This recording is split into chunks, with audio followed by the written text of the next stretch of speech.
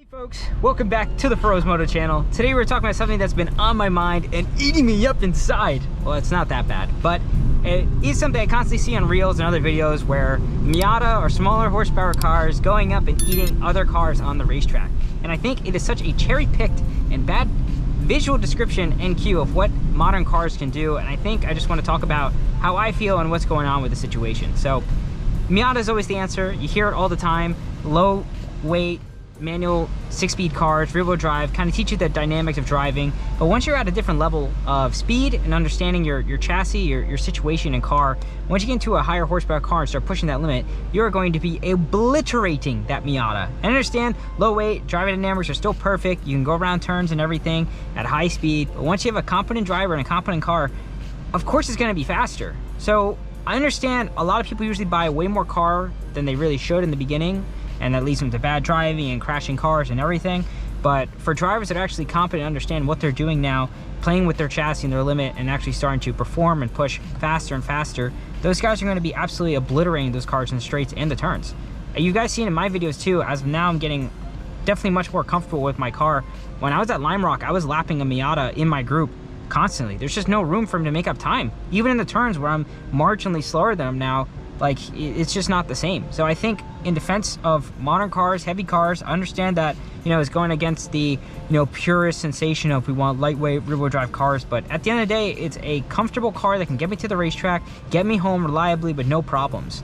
I don't think people give modern cars enough credit, understandably, that since I am definitely biased in that regard, but for a car that can dual duty, drive that high level of performance and not have issues, like, I don't know how people can continue to keep complaining.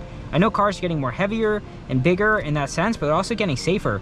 You can crash. I've seen accidents in a M4. You've seen Misha at like 140 miles an hour, car flipped over everything, and they both walked out with scuffs and bruises. Like, I understand not every accident is going to be that lucky, but the modern suite of safety in modern cars is not something to laugh at and cry about.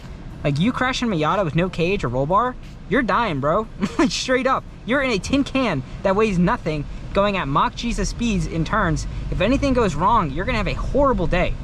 So I think people really need to back off and really respect and understand that these cars have a dual purpose in some ways. And at the end of the day, every car is a street car. I know that, with marketing and everything, how they go with setting cars to be, definitely more than what they're capable of, but especially with modern M's on that level, they can really go from the factory with some fluid and set disgusting times and still be able to drive home comfortably in a comfort mode. So when they talk about the Jekyll Hyde personality with other cars and everything, there's just that different level of sophistication and performance and perfection now that's been crafted in these cars that people just have not yet gathered yet or gained, or too scared to do that. Of course, people are scared to push their expensive cars on the racetrack. That's another reason why, your $5,000, $10,000 Miata, as you're going 10/10ths into the wall, if you crash that thing, okay, it's whatever. But not everyone's going out to be racing. Like, ego is such another big thing that you see all over motorsports. There's guys like in other videos too with motorcycles, R3 passing R6 and R1s, they are all bigger and hot shit. Okay, understandably so. But at the end of the day, everyone's doing their own driving, their own race, and I think we just need to be, as a community, more understanding and respectful of what's going on. When I had my track day NGMP, there was a guy with a GT3. He was nowhere near pushing the same pace.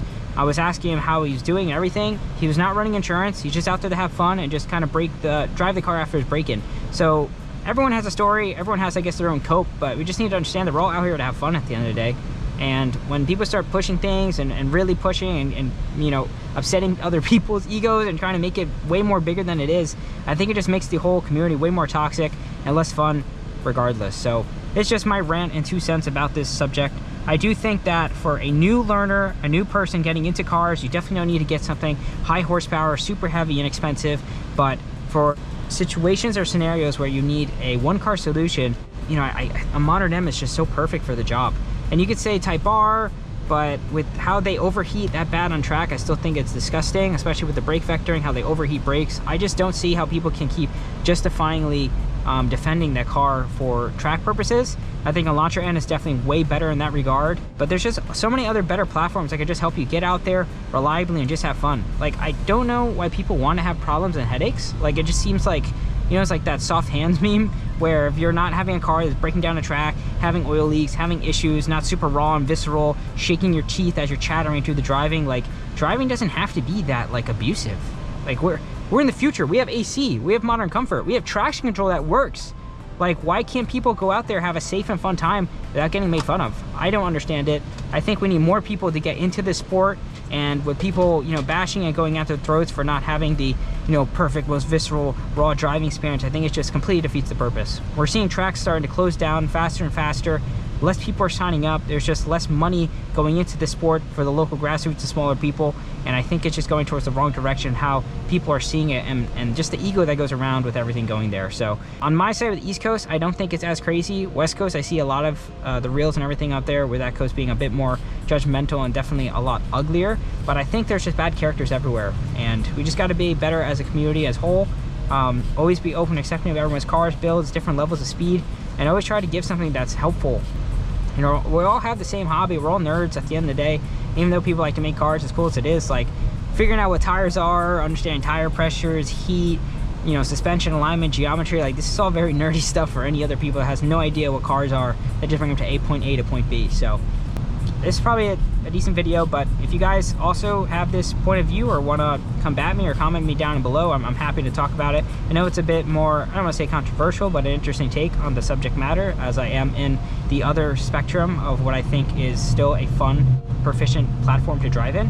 I know a lot of folks, like I said, try to go the complete other way as it goes with, you know, having lightweight, pure stuff, but when it comes down to it, I think you just got to drive what you have to the ability that's going to get you reliably safe there and have a good time. If you're having fun, that's all that matters. That's about it.